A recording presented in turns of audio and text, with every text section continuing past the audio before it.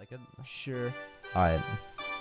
So, my first ever anime I watched was, Attack on Titan. And it was about when I would say, the year it came out. I'm gonna say I was probably around 9 at the time. 9 or 10, maybe 11, somewhere in that range. And I liked it a lot, but I only ever watched it, and it was with my dad. And so we watched that, and I stopped watching until about after I broke up with Emma. The first time. Then I was like, I was sitting there on my phone basically all day long, and I'm like, what do I do with my time? And it's like, wait a minute. There was a show I watched a long time ago. I think that whole genre is called anime. We're gonna look some of it up, and we're gonna watch it. And the anime I looked up was Sword Art Online. And ever since then, like, anime to me has just been like, it's like the concept itself is like a symbol of just like happiness, of just like, it brought me out of that tough time, and from there I really started to like actually enjoy it in terms of like plot movement, character development, like all the stuff you'd expect in an American show, just without the Americanness of it. Makes sense. So this is one thing I hate. I hate American TV shows. The acting's bad, and there's just like the fundamental issue is that you have to have actors as well. So it's like you might not watch a show because there's no good actors, but you might watch a show just because there's like a certain actor in it, like a movie. You might not like really care about the plot of the movie, but it's like Matt Damon's in it. I gotta watch this movie. Yeah. And it sort of takes you out of like the whole message, that like the theme that they're trying to convey. Yeah, because like you think, like you have a bias towards an actor. Yeah, like, and so like you're thinking of the actor as the guy that played that one thing in that one movie. You're not thinking of him as the character. Right. Like, I'm trying to think of an example now. Like the example of like Matt Damon. Like, let's say you're watching The Martian. You're thinking of him as Jason Bourne, not as the astronaut that's trying to survive on Mars. You know, that sort of idea or whatever. So yeah, I see what you're saying. I feel like, to me, like, that just like takes me out of it. And in anime, it's like even the voice characters. Some characters I didn't even know were voiced by the same person until like after the fact. I'm like, what the fuck? How did they do that? Now that I think about it, most of my favorite shows, there's no actors in it that like I've seen in things I saw before at the show. Like 13 Reasons Why, like none of the actors from that show I had seen before. Right. And it's like, I agree that like the acting in some shows is so bad. It's bad. Like Riverdale. It's so bad. With anime, you eliminate those two problems. You don't have the same actor. Every character is unique and different. And you also don't have the acting aspect. I suppose. It's just like, I hate those times when there's a show like Riverdale where the plot is so good that like I can't stop watching. Acting is so but, like, bad. The delivery on the plot is so bad. Yeah. Where it's like basically the entire show is the first 2 minutes where there's a narrator explaining what happened last episode. That's the whole show. That's what I hate. And I'd say like feedback, it should be something that you discover. Like a plot. It's hard to do that with a live action like that, but I feel like plot should be something that you're not like spoon-fed. It should be like a different like world. You can do different worlds as well. Fantasy, you can do so much more, I feel like. And that's what I like. Hey there, bud. And so that's my story with that. That's why I love it so much.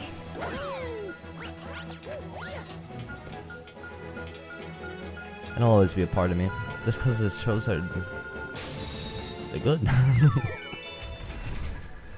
I get like emotionally attached to like certain video games and certain shows to the point where it's like I don't look at other shows the same, where it's like Yep. I don't know. Yup. Like, I can't handle certain shows, even if they're super similar to the ones I've already seen and loved. Yup.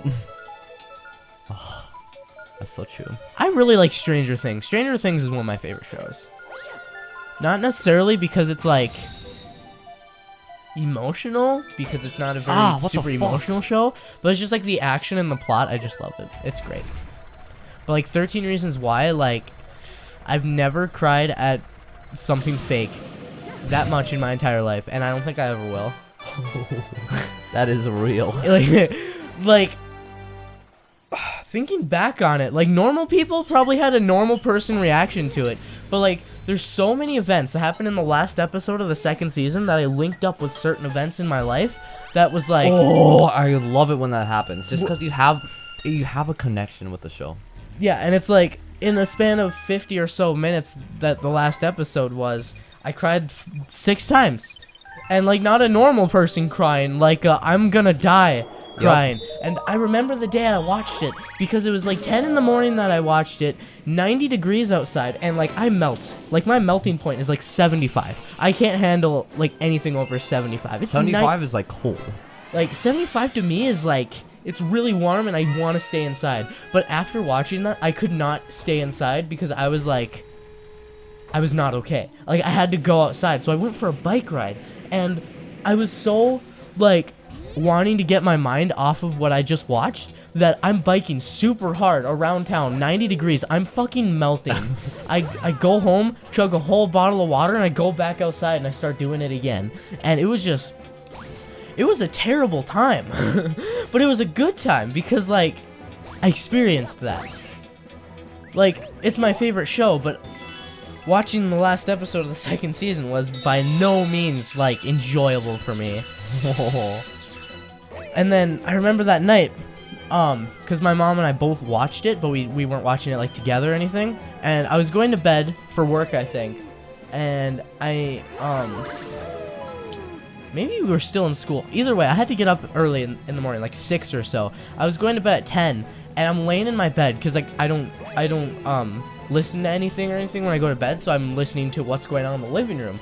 And I hear, like, people talking, and it's the last episode of the second season. And so I walk out in my living room, and I look tired, and my mom's like, "Why aren't you in bed?" And I'm like, "I'm watching this with you." And she's like, "What?" And I'm like, "I'm not going to be able to sleep if I'm hearing what's going on in here. I'm going to watch it with you." I grabbed a cup of milk and I sat there and watched the whole thing with her, crying at every single part. I was crying harder than my mom, and my mom cries at the Smurfs. Like, And I've talked to people so much about it, and it's so hard for me to articulate how bad it was. Like, how emotional I actually got at this show. Because, like, people get emotional at shows, but it's like... Oh, it was probably like, probably in the top 5 times I've gotten emotional. Like, most emotional times I've been in my entire life, it's probably top 5. And it's from a TV show. Like, so emotional over a TV show. And, like, oh, I couldn't stop thinking about it for, like, over a month. Just, like, the plot. I don't know why. And, like, oh, it was crazy. And it's like every time I had an emotional conversation with someone, it was always brought up. It got to the point where I was annoying people so much with it. It's like, quit fucking talking about 13 Reasons Why. It's like, you don't understand!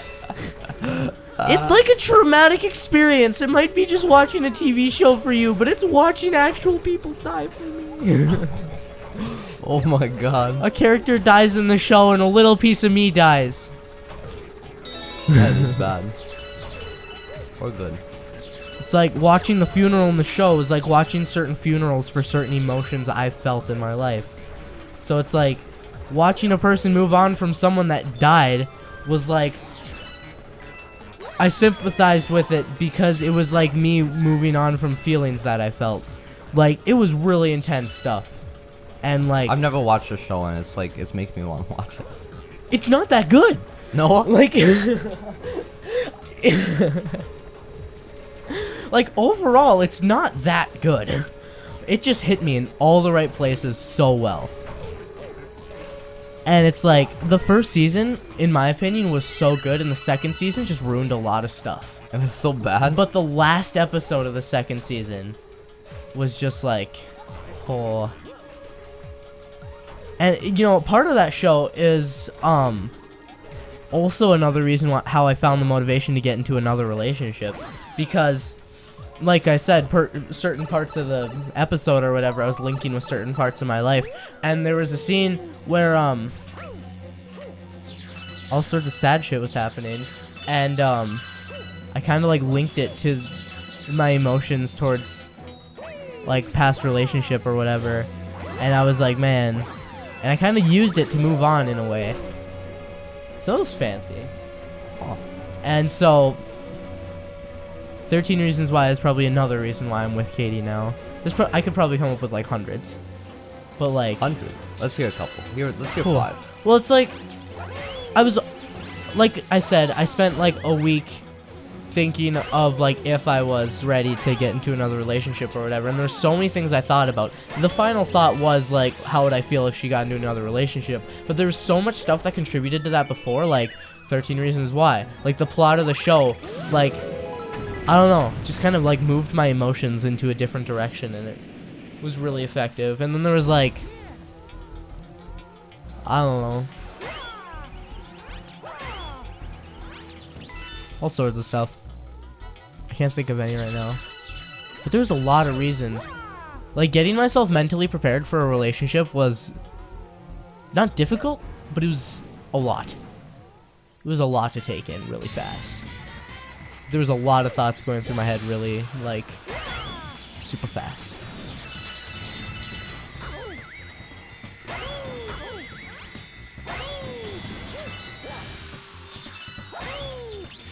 So yeah. Long story short, without 13 Reasons Why, Katie and I probably wouldn't be together. That's it. Yeah, that show changed, like that, it changed how I acted. That's an impactful show. Yeah, I don't know. I feel like I should stop talking about it, but like I can't with words explain what I felt, so I'm just sitting here trying to explain it, but I can't. Right. So I just keep going, and like that. I'm sure the viewers will feel you. So there's anime that I can identify with you on that, so I know the viewers will. But yeah, like every time I talk about it, I always like go on the same rant where I'm trying to explain the effect it had on me, but I can't put it into words, so I just keep trying for a good 20 minutes until people are annoyed. I've done that with Emma, I did that with Rowan, I did that with you. Just like 20 minutes of just talking about it. Because I can't say what I'm trying to. I kind of did that to Katie, but it was like a shortened version. Right. Because like she actually watched the show, so I could actually like bring up plot points. I was like, you know the part when this happened? Yeah, fucking dead. A pound of tears on the floor. Oh. That's amazing. I don't think I've ever had that happen where I could identify with someone else. Just because no one else watches. I'm just like thinking of it now, and just like there's one scene where basically the premise of the show is a girl kills herself, and people are sad because she killed herself or whatever, and this dude was in love with her and she killed herself, and she gives out tapes explaining why she did what she did, and he's sad because like he's hearing why she did what she did, and he didn't know all the struggles she was going through, and he feels like he could have helped more or whatever. Second season was all about like the secrets she had coming to light or whatever, and there's a certain song that played through both of the seasons where it's like every time there's like an emotional dance scene or whatever, where it's like those two were like at a dance or whatever, this certain song would play. And it was like I got emotionally attached to this song. And one of the last scenes, it was in the last episode, they finally have the funeral for this girl, like a year after she died. And they're all like at a school dance or whatever, and the song comes on, and the camera goes to the main character, and he starts like walking over the dance floor, and like the dance floor is full of people that are slow dancing. He's standing there alone, and I just start like dying, and I'm like, oh no, my guy. and then like the other characters from the show, like, they hear the song too, and they know how much it affected him, so they stop what they're doing, and they're like, oh fuck, where is he? And they all like look at him, and he's like in the middle of everything. So it's like 6 or 7 characters all like group around this dude, and they all have like a huge group hug as they're all crying. And I was sitting there, and I was like, oh, I'm like crying right now thinking about it. Oh, but it really got me. And so it's like every time I hear that song, I start crying. And Katie's played that song while we were outside before. Like, you remember when I was going on about that. It's like, oh, this song's so sad, whatever. You didn't cry at it, though. There was one time she was at my house and it started playing and I started crying. But yeah, it was like... And it's like I related to that because when I was a throw-in, there's like a certain song that like I was emotionally attached to because it made me think of stuff or whatever. And it was like, whenever I heard that song, like after a relationship had ended, I had always thought about all the sad. I had always like gotten sad but happy at the same time because it's like stuff happened, but it was like trash because it ended, you know, that sort of idea. And so it's like hearing that song was like, and seeing the character's face, I just kind of like matched it up with like how I felt when like the song I associated with my situations, like when that song comes on and I get emotional from that, only it's so much worse for the character because his person actually died. And so I was like, whew. And all of his friends supporting him and stuff, and I was like, whew. Oh, tense. And then like earlier in that episode there was a scene where he made where, oh my god. Oh no, Zack. Why am I still going on about this? Zack, this is the final level. Ooh, Bowser. Bowser Star Reactor. That's some fun stuff right After there. this, that's it. We're done with World 2. That's exciting. But there was like a scene where he... So basically throughout the entire second season, like he was seeing her as a hallucination where he was hallucinating that she was there. And so they were having the funeral and he went up to talk and she like walked into the room or whatever and she was sitting there, like his hallucination was sitting there talking, like not talking, but she was listening to what he was saying. And he was giving this super emotional speech on how you can still love someone but still let them go. And like, whoo, 3/4 through the speech, she like stands up and she walks outside, and like when she opens the door there's like a bunch of light or whatever, and she walks into the light, and that's the last time she's seen. So it's like he was moving on to the point where he no longer sees her in his hallucinations while he was giving this speech. And I was, oh my god, I got goosebumps right now. Oh. You're gonna have to title this video like Zack's emotional breakdown or something, because I can't stop talking about it now. Yeah, that's okay, Zack. That's what these questions are meant to do. Oh my god. Make you think, make you talk. What question was even asked? I have no idea. Oh idea. yeah, you started talking about why you liked anime, and I was like, oh yeah, I can, yeah, I don't know. I could help with that. I was like, yeah, I also hate American TV, except for the one that made me, die. American TV, oh my god. Oh my god. I don't like it. I normally don't like American TV, but like that.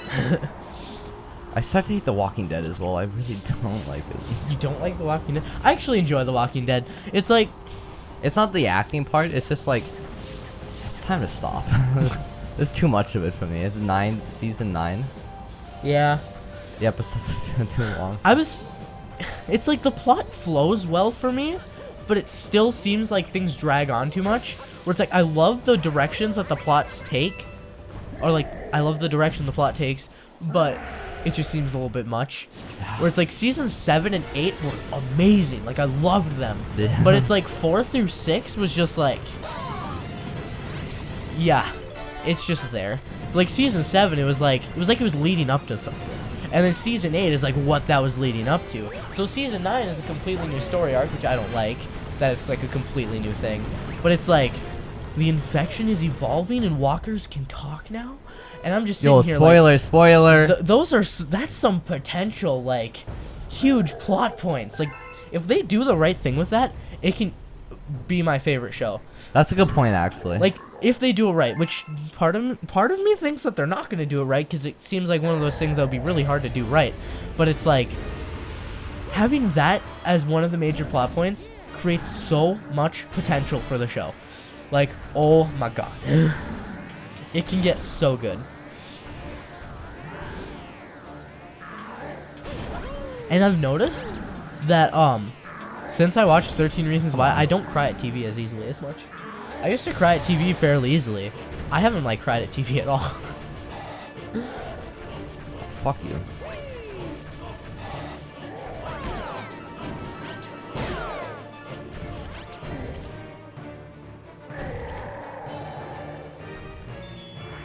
This level is really interesting. I love the graphics in this level. Do Like, you? it's so basic, but it's like...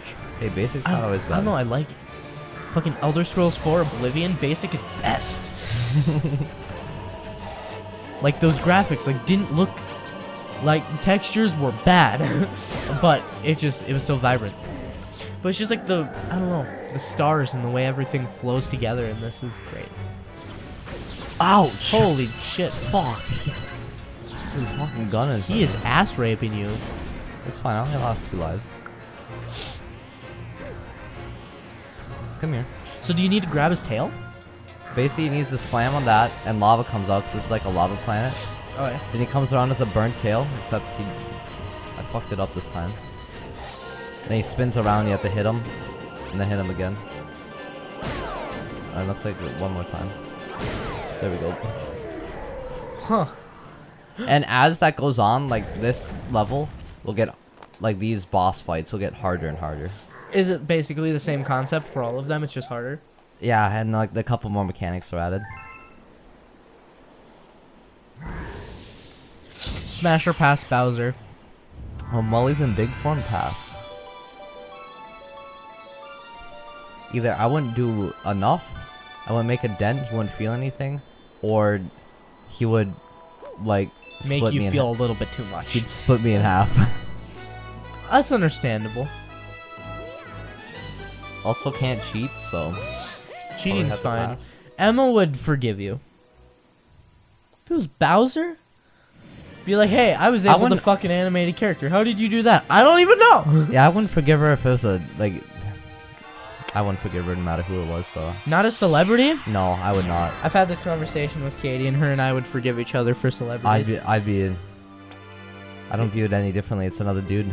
It's another guy. If she met up with, like, the singer of 21 Pilots or something, I'd be like, you know, go ahead. I would not. I would do the same thing. I know it's a dude, but I don't care. Like, I would do that, dude. It'd be you do it, you're done. Like, I think my rule is, like, she can't know who the person is.